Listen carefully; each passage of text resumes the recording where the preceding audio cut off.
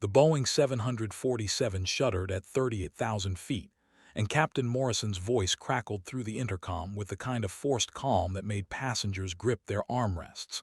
"Ladies and gentlemen, we're experiencing some technical difficulties with our navigation systems.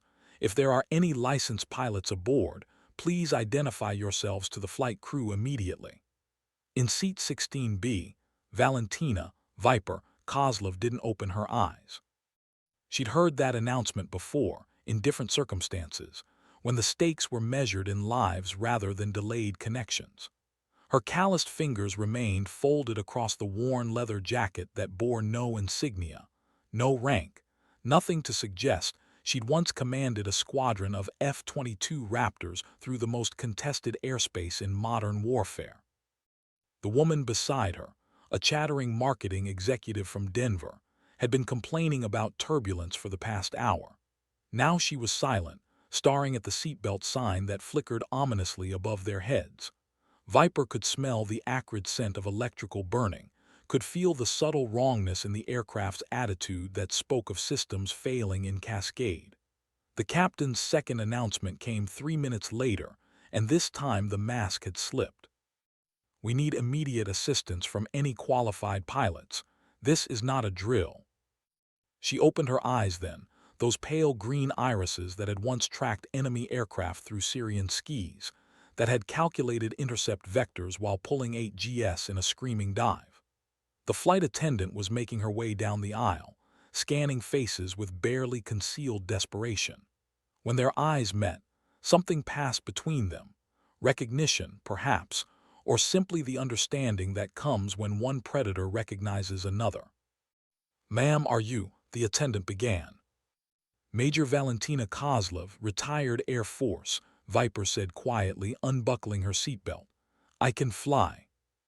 What the attendant didn't know, what none of the 347 souls aboard Flight 447 could know, was that the woman in 16B had once been court-martialed for disobeying a direct order, that she'd been stripped of her wings not for cowardice, but for refusing to abandon a downed pilot in hostile territory, that the call sign, Viper, had been earned not through aggression, but through her ability to strike with surgical precision when others would have chosen the hammer over the scalpel. The cockpit door opened to reveal Captain Morrison hunched over dead instruments, his co-pilot unconscious from what looked like smoke inhalation. Outside the windows, the Rocky Mountains stretched endlessly below, their snow-capped peaks catching the last rays of sunset, beautiful and unforgiving. Viper had seen mountains like these before, had threaded the needle between them at speeds that would liquefy human bone, but never with 300 passengers depending on her steady hands. "Thank God you're here," Morrison said, not looking up from his useless displays. "We've lost primary navigation, backup GPS is fritzing, and the autopilot disengaged 12 minutes ago. I've been hand-flying on visual references, but I'm not instrument-rated for this terrain in these conditions." Viper slid into the co-pilot's seat, her hands moving with muscle memory across controls that were different but fundamentally familiar. Aircraft were aircraft, whether they carried missiles or families. The principle remained: keep the blue side up, keep the metal side out of the mountains, and bring everyone home alive. Her fingers found the radio switch with the certainty of long practice. "Denver approach. This is United 447 Heavy, declaring emergency. We have multiple system failures and are requesting immediate vectors to the nearest suitable airport." Her voice carried across the airwaves with the kind of authority that had once coordinated strike packages across 3 time zones, that had talked down pilots with damaged aircraft and failing engines and fear eating their hearts like acid. The response came back immediately. "United 447, Denver approach. We copy your emergency. Advise souls on board and fuel remaining." 347 souls, approximately 2 hours fuel remaining. She didn't mention that 2 hours might as well be 2 minutes if they couldn't get the navigation systems back online, if they couldn't find a hole in the weather that was closing in from the west like a gray fist. Morrison was staring at her now, really looking for the first time, taking in the scars on her hands, the way she held herself, the complete absence of panic in her bearing. "You've done this before." "Different aircraft," she said simply. "Same sky." What he didn't know was that the last time she brought a crippled bird home, it had cost her everything. The investigation board had been very clear. Major Kozlov's decision to divert from her primary mission to extract a downed pilot had resulted in the loss of a strategic target and potentially compromised ongoing operations. The fact that she'd saved Staff Sergeant Marcus Chen's life was noted, but deemed irrelevant to the larger tactical picture. They'd taken her wings on a Tuesday, stripped away 15 years of service, 15 years of perfect mission completion rates, 15 years of bringing her people home, all because she'd chosen to save one man over completing one mission. The brass had called it insubordination. She'd called it being human. Now, as the 747 groaned through another bout of turbulence and the first drops of rain began to streak the windscreen, Viper found herself facing the same choice again. 347 lives versus the cold mathematics of risk management. The difference was that this time, no one was ordering her to abandon anyone. She reached for the weather radar controls, her touch gentle but sure. "Denver approach, 447 heavy. We're going to need a full emergency response package at your primary runway. And patch me through to whoever's running air traffic control tonight.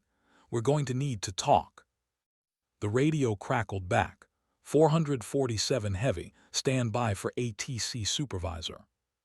Through the static came a voice she almost recognized, gravelly with years of cigarettes and coffee and late-night shifts guiding aircraft through the darkness. "United 447, this is Denver ATC Supervisor Martinez. We have you on primary radar and we're going to take good care of you tonight. What's your current status?" Viper looked out at the wall of clouds that was swallowing the mountains, looked at the instruments that flickered between operational and dead, looked at Captain Morrison, whose hands were starting to shake just slightly from the adrenaline and the responsibility and the sheer weight of keeping this many lives aloft. "Denver Control, we're flying on prayers and stubbornness, but we're still flying." "Copy that 447. Prayers and stubbornness have brought home stranger things. Let's get you on the ground." But as the words faded into static, Viper caught something in Martinez's tone that made her blood run cold. Recognition. After 6 years of civilian life, 6 years of trying to forget the sound of her own call sign crackling through combat frequencies, someone had recognized her voice. Someone knew exactly who was sitting in the co-pilot seat of a dying aircraft above the Colorado Rockies. The question wasn't whether she could bring the plane home. The question was whether Denver ATC would let her try, or whether her past would catch up with her at 38,000 feet, where there was nowhere left to run, and 347 people counting on the woman they'd court-martialed for caring too much. Outside, the first lightning began to fork through the clouds like electric fingers reaching for their aluminum skin.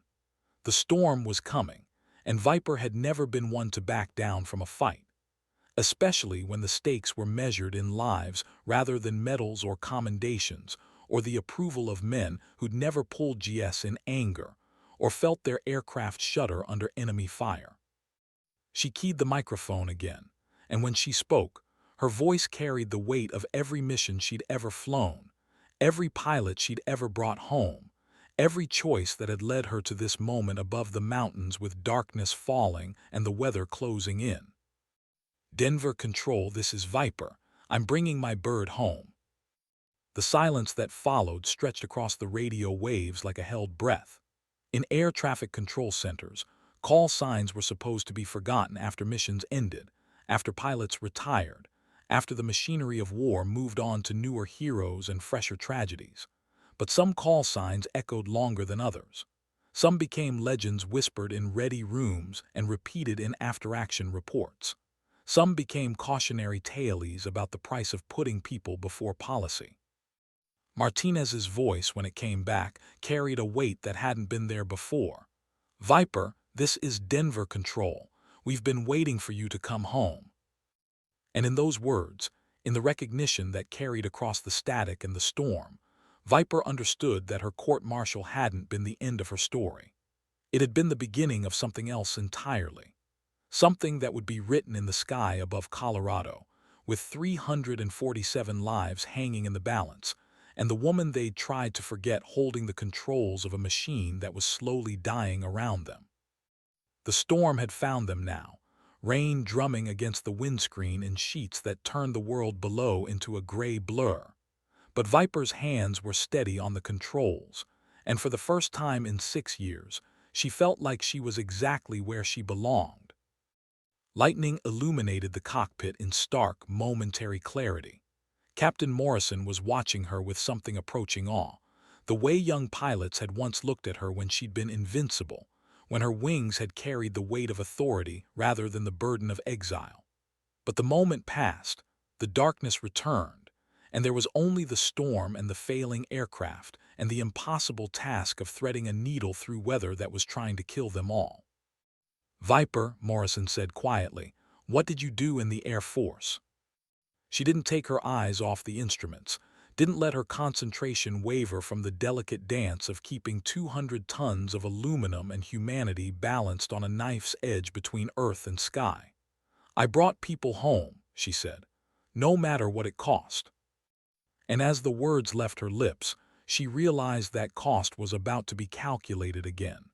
The difference was that this time, she was the one who got to decide what price she was willing to pay. The radio crackled with Martinez's voice, urgent now. "Viper, we're showing severe weather between your position and Denver International. We can vector you around the worst of it, but it's going to be tight. What's your fuel situation?" She checked the gauges, ran the calculations in her head with the speed that had once made her the youngest squadron commander in her wing's history. The mathematics were brutal and unforgiving. "We've got enough fuel to make one approach," she told Morrison. "Maybe two, if we're lucky and the weather gods decide to smile on us." "And if we're not lucky?" he asked. Viper's smile was sharp as broken glass, the same expression that had earned her call sign in the first place. "Then we make our own luck." But luck, she knew, was just preparation meeting opportunity. And she'd been preparing for this moment her entire life, through every training sortie and combat mission, through every night she'd lain awake replaying the decision that had cost her everything. The choice to save Marcus Chen hadn't been about following orders or breaking them. It had been about understanding that some things mattered more than career advancement or perfect service records, or the approval of men who'd never had to choose between mission parameters and human lives. Now, as the storm closed around them like a fist, and the aircraft groaned through another pocket of severe turbulence, she understood that the Air Force hadn't stripped her wings at all. They'd simply been preparing her for this moment, this choice, this chance to prove that being grounded had never meant she'd stopped being a pilot. The weather radar painted the storm in shades of red and yellow and angry orange, a wall of convective energy that stretched from horizon to horizon, beautiful and deadly, like everything that had ever mattered in her life. Behind them, in the passenger cabin, 347 people were beginning to understand that their evening flight to Denver had become something else entirely. Something that would test the limits of what one woman could do when everything else had failed. Thunder rolled through the aircraft like the voice of God, and Viper smiled into the storm with the fierce joy of someone who had finally found her way home. The Denver skyline appeared through a break in the clouds like a promise, lights twinkling in the growing darkness. But between their current position and those welcoming runways lay 20 miles of the worst weather Viper had seen since her deployment over Eastern Europe, when she'd flown strike missions through anti-aircraft fire that had turned the sky into a constellation of tracer rounds and surface-to-air missiles. United 447, Denver approach. We're going to vector you through a gap in the storm cell, but you'll need to maintain precise heading and altitude. Any deviation puts you into severe turbulence that could tear the aircraft apart. Morrison's knuckles were white on his controls. "Viper, I don't know if I can hold her steady in this." She looked at him then, really looked, and saw herself 6 years ago when the world had fallen apart around her and she'd thought her story was over. "Captain," she said softly, "sometimes the only way through is through. You don't have to be perfect. You just have to be present." Her hands moved across the control panel with the fluid grace of someone born to fly, adjusting trim tabs and power settings with an intuition that transcended training. Outside, the storm raged with primal fury, but inside the cockpit, Viper had found the eye of her own personal hurricane. The place where fear couldn't reach, where doubt couldn't take root, where the only truth was the feel of the aircraft responding to her touch like an extension of her own body. "Denver approach, 447 heavy is established on your vector. We're riding the edge of this cell, but we're holding course." Her voice cut through the static with crystalline clarity, the same tone she'd used to coordinate airstrikes and combat air patrols and rescue missions that had saved more lives than the Air Force had ever officially acknowledged. The response came back immediately. 447 heavy, you're cleared for approach to runway 34 right. Emergency vehicles are standing by. But Viper was already 3 moves ahead, calculating wind shear and density altitude, and the 1,000 variables that could turn a routine landing into a smoking crater. The aircraft bucked and rolled through the turbulence like a wild horse, but her hands never wavered on the controls. This was what she'd been born to do, what 15 years of training and combat and exile had prepared her for. In the passenger cabin behind them, people were praying in languages she'd never learned, holding hands with strangers, writing text messages they thought might be their last. But up here, in the thin air where heaven and earth met in violence and beauty, Viper was finally home again. The runway lights appeared through the storm like a river of fire, twin lines of brilliance cutting through the darkness. 2 miles out and descending, the aircraft shaking apart around them but still flying, still fighting, still carrying its precious cargo of human dreams and fears and desperate hopes toward the safety of solid ground. Morrison was speaking into his microphone, reporting their status to ground control, but Viper wasn't listening anymore. Her entire world had narrowed to the feeling of the aircraft in her hands, the weight and balance and infinite complexity of 200 tons of metal and humanity that trusted her to bring them home. Thunder crashed overhead like the applause of gods, and she smiled into the lightning with the fierce satisfaction of someone who had finally remembered who she was supposed to be. The approach was everything she'd trained for and nothing she could have prepared for. Wind shear caught the aircraft at 800 feet and tried to flip them inverted, but Viper's hands were already moving, correcting before the instruments could register the deviation. The runway stretched ahead like a promise, like salvation, like the answer to every prayer that had ever been whispered into the darkness above 30,000 feet. "Come on, beautiful," she murmured to the aircraft, her voice too low for Morrison to hear. "Just a little bit further." The 747 responded like it understood, like it knew that the woman at the controls had once been the best pilot in her generation, before she'd been grounded for the sin of caring too much. The main landing gear touched asphalt with a kiss that would have made her old instructors weep with pride, and as the thrust reversers engaged and the aircraft began its long roll to a stop, 347 people applauded like they were witnessing a miracle. Which Martinez reflected from his position in the control tower, watching the emergency vehicles surround the aircraft in a constellation of flashing lights. Maybe they were. He keyed his microphone one final time.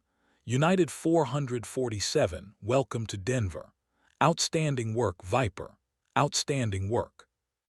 But she was already gone from the radio, already moving through post-flight procedures with the mechanical precision of someone who had learned long ago that the mission wasn't complete until everyone was safely on the ground.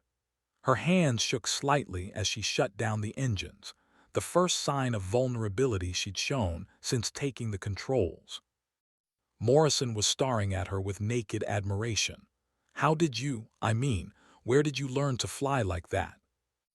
Viper's smile was sad and distant, the expression of someone looking backward through time to a place where she'd once believed that being the best was enough, that skill and dedication would protect her from the political machinery that ground up idealists like wheat.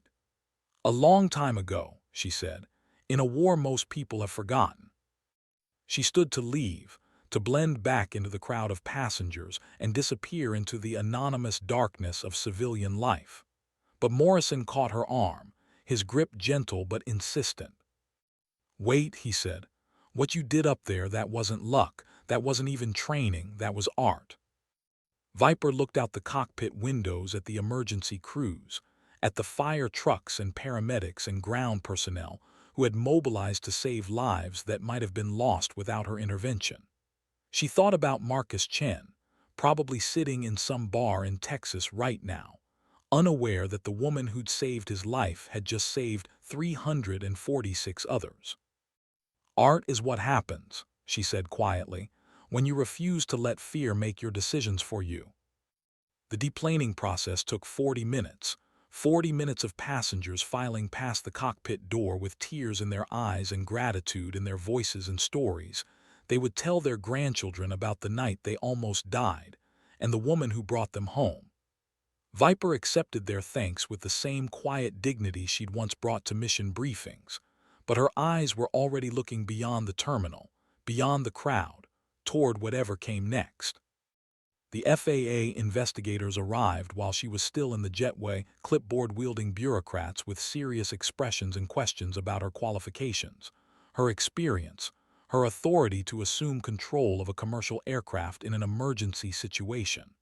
They asked for her pilot's license, her medical certificate, her recent flight time. They asked everything except the only question that mattered. Why had she been willing to risk everything for people she'd never met? "Ma'am," the lead investigator said, reviewing her documentation with the kind of skeptical frown that suggested he'd found something irregular. "According to our records, you were discharged from the Air Force under less than honorable circumstances. There's a notation here about disobeying direct orders during combat operations." Viper met his gaze without flinching, the same steady stare that had once faced down hostile aircraft and surface-to-air missiles, and the judgment of men who measured courage in terms of policy compliance rather than lives saved. "Is there a question in there somewhere? The question is whether someone with your service record should have been allowed to take control of a commercial aircraft carrying civilian passengers." The terminal had grown quiet around them, passengers and crew members straining to hear an exchange that would determine whether Viper was a hero or a liability, whether her actions had been salvation or recklessness. She could feel their eyes on her, could sense the fragile nature of public opinion that could shift from gratitude to suspicion, with nothing more than a bureaucrat's raised eyebrow. "Investigator," she said, her voice carrying the kind of quiet authority that had once commanded respect in briefing rooms full of colonels and generals. 347 people got off that aircraft tonight under their own power. They're going home to their families, their children, their lives. If you want to debate my qualifications, we can do that. But not here, and not in front of people who are just grateful to be alive." She turned to walk away, but the investigator's voice followed her. "This isn't over, Major. There will be a full review of tonight's incident." Viper paused at the terminal entrance, her silhouette framed against the Colorado night sky where stars were beginning to appear between the breaking clouds. "There always is," she said without turning around. "There always is." What the investigator couldn't know, what the passengers would never understand, was that Viper had been reviewed before, court-martialed, investigated, stripped of rank and privilege, and the only identity she'd ever known. She'd survived that storm too, and she'd learned something that no regulation manual could teach. Sometimes doing the right thing meant accepting the consequences that came with it. The automatic doors slid shut behind her, and she walked out into the night air that tasted of rain and jet fuel and the particular sweetness that came with another successful landing. Somewhere behind her, 347 people were beginning the rest of their lives, unaware that they owed their continued existence to a woman the military had deemed unfit for service. Her phone buzzed with a text message from an unknown number. Saw the news coverage of Flight 447. Recognized your handiwork. Coffee tomorrow. Marcus. She smiled then, a real smile that reached her eyes for the first time in 6 years. Marcus Chen, alive and well, and apparently still following her career despite everything that had happened. The man she'd saved had been watching over her, even when she'd thought she was completely alone. Yes, she texted back, I have a story to tell you. Above them, the storm continued to rage across the Colorado sky, but the worst had passed. The passengers of Flight 447 would sleep safely tonight, would wake tomorrow to continue their interrupted journeys, would probably never fully understand how close they'd come to joining the statistical column of lives lost to mechanical failure and human error, and the simple mathematics of metal fatigue. But they would remember the voice that had guided them through the darkness, the steady confidence that had turned potential tragedy into just another story about the night they almost died and didn't. They would remember, and some of them would tell their children and grandchildren about the woman who had appeared from nowhere to save them all. In the years that followed, Viper would receive letters from some of those passengers. Wedding invitations, birth announcements, graduation photos, Christmas cards signed by families who existed, because she had refused to let fear make her decisions. Each one would arrive like a small absolution, a reminder that the choice to save lives was never wrong, regardless of what the regulation manuals said about proper procedures and chain of command. But all of that was still in the future. For now, there was only the present moment, the taste of rain on her lips and the satisfaction of another mission completed. Another group of people brought home safely. Another reminder that being grounded had never meant she'd stopped being a pilot. The taxi ride into downtown Denver took 30 minutes through streets slick with rain, and lined with the lights of a city that continued its business unaware that 347 lives had just been saved by a woman with scars on her hands and fire in her heart. Viper watched the urban landscape scroll past and thought about second chances, about the strange mathematics of fate that had put her in seat 16B on the night when everything would change again. Her phone rang as the taxi pulled up to her hotel. Kozlov. Major, this is General Patricia Hayes, Pentagon Air Staff. We need to talk. The voice was crisp, professional, carrying the kind of authority that had once shaped her life and career and ultimate downfall. But Viper was no longer active duty, no longer subject to the whims and policies of an institution that had discarded her when inconvenient. General, with respect, I'm a civilian now, have been for 6 years. What happened tonight changes things. The footage from Flight 447 is all over the news. Congressional phones are ringing. People want to know why the Air Force let go of a pilot who can do what you just did. Through the hotel window, Viper could see the airport in the distance, emergency lights still flashing around the terminal where her aircraft sat like a wounded bird, finally come to roost. She thought about the passengers walking through those terminals, hugging their families, continuing their lives because she had been in the right place at the right time with the right skills and the willingness to use them. General, she said finally, some things matter more than politics. I'm offering you your wings back, Major. Full reinstatement, promotion to Lieutenant Colonel, assignment to any squadron you choose. The Air Force needs pilots like you.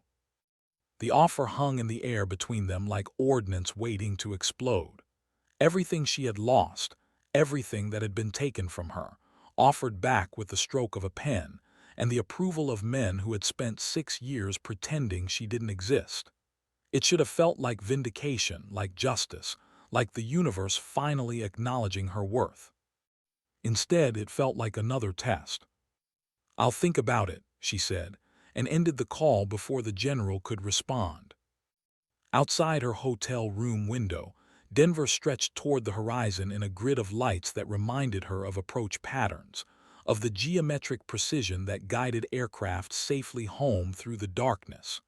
But tonight, for the first time in 6 years, Viper wasn't thinking about flying away.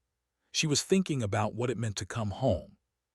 The news coverage began while she was showering, washing the adrenaline and jet fuel smell from her hair.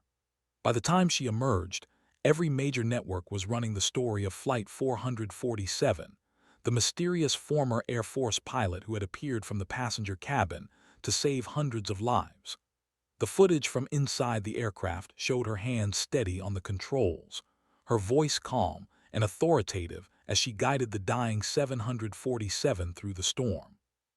But the reporters had done their homework.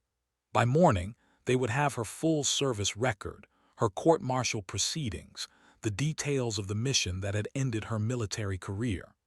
They would turn her into either a hero or a cautionary tale, depending on which narrative sold more advertising space. She didn't watch the coverage.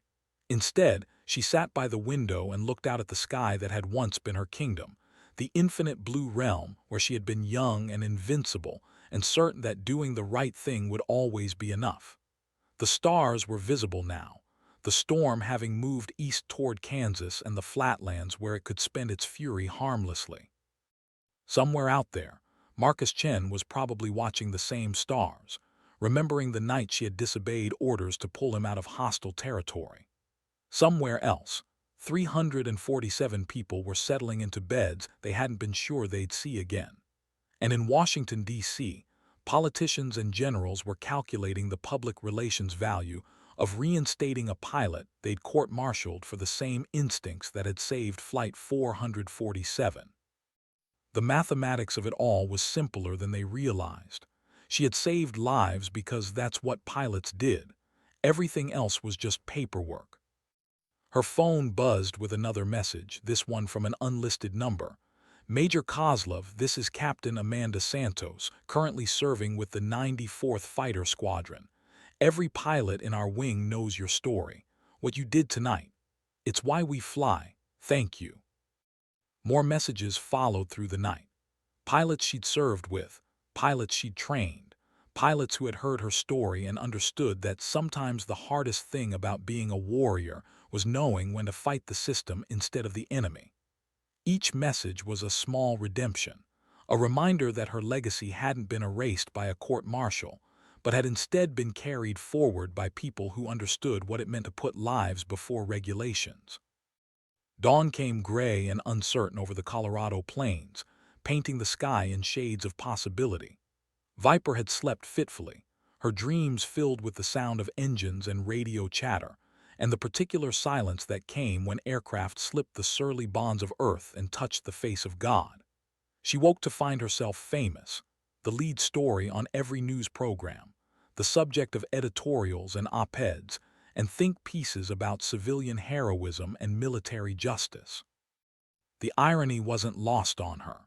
6 years ago, the same media had ignored her court-martial, had treated her discharge as just another administrative footnote in a war that people were eager to forget.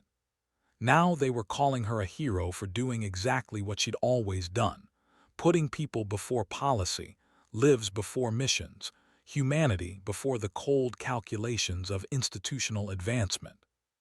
She dressed slowly, methodically, the same ritual she'd performed before every combat sortie. Not because she was afraid, but because preparation was how you honored the responsibility that came with having other people's lives in your hands. The clothes were different now, civilian attire instead of flight suits, but the mindset remained unchanged. The knock on her door came at 800 hours sharp. She opened it to find Marcus Chen standing in the hallway, older now, but still carrying himself with the ramrod posture of an active-duty non-commissioned officer.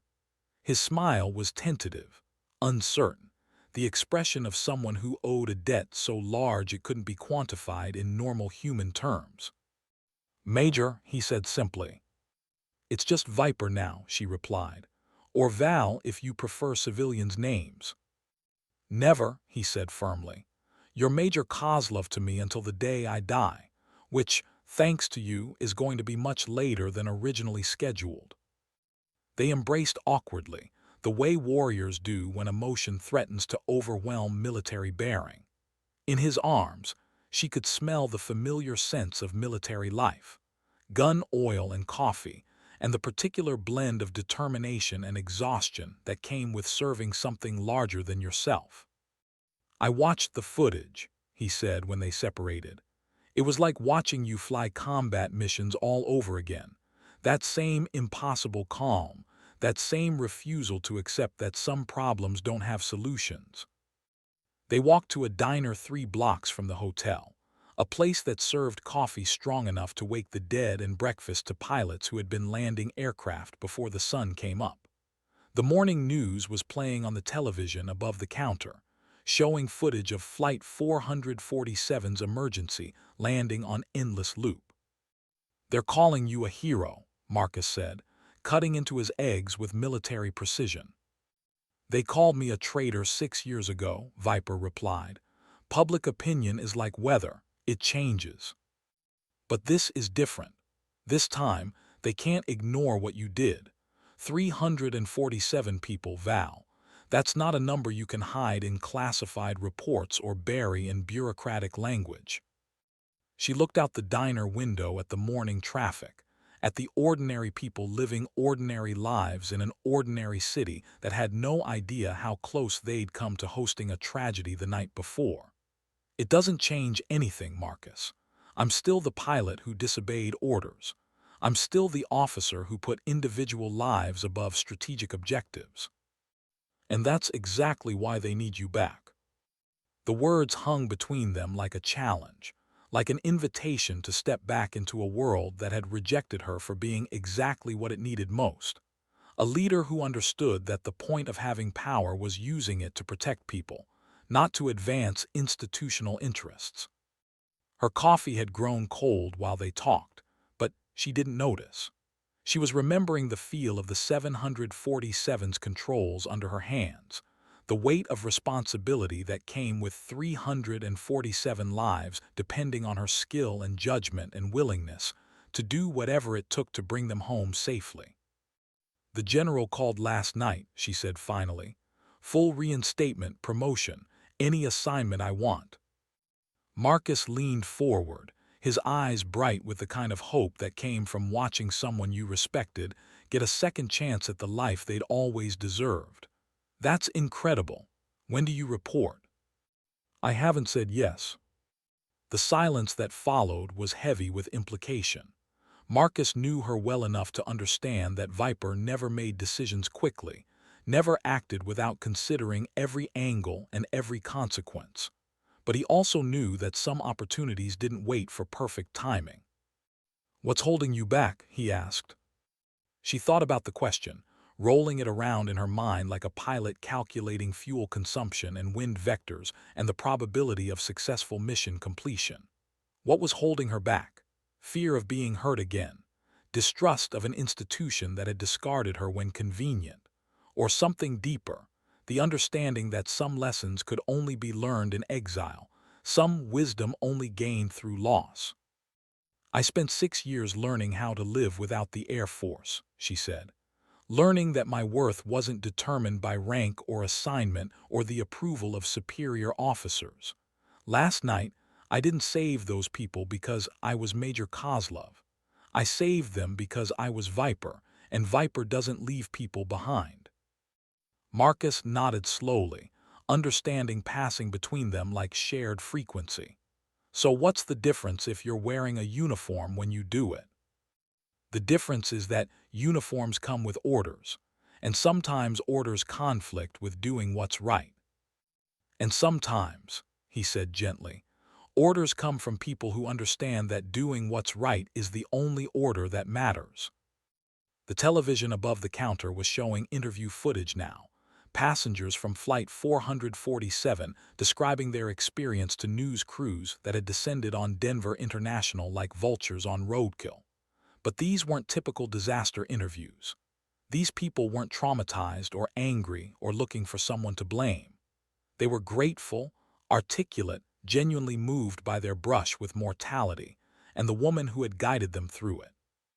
One passenger, an elderly man with tears in his eyes, spoke directly into the camera. She didn't just save our lives. She saved them with such grace, such skill, that even in our terror we felt safe. That's not something you learn in flight school. That's something you carry in your heart. Viper finished her coffee and stood to leave, but Marcus reached across the table and caught her hand. His fingers were calloused from years of handling weapons and equipment, scarred from the explosion that had nearly killed him 6 years ago in a desert that existed now only in their memories. "Val," he said quietly, "you saved my life once by refusing to follow orders. Maybe it's time to save some more lives by choosing to follow them." She looked down at their joined hands, at the physical connection between two warriors who had survived war and exile, and the particular loneliness that came with carrying secrets too heavy for civilian hearts to bear. "And if they try to change me, if they try to turn me into just another bureaucrat in uniform, then you remind them why they needed you in the first place." The answer was elegant in its simplicity, profound in its understanding of how institutional memory worked, and why some legends persisted long after the people who created them had been officially forgotten. The Air Force needed pilots like Viper not despite her willingness to disobey orders, but because of it. They needed officers who understood that regulations were guidelines, not gospel,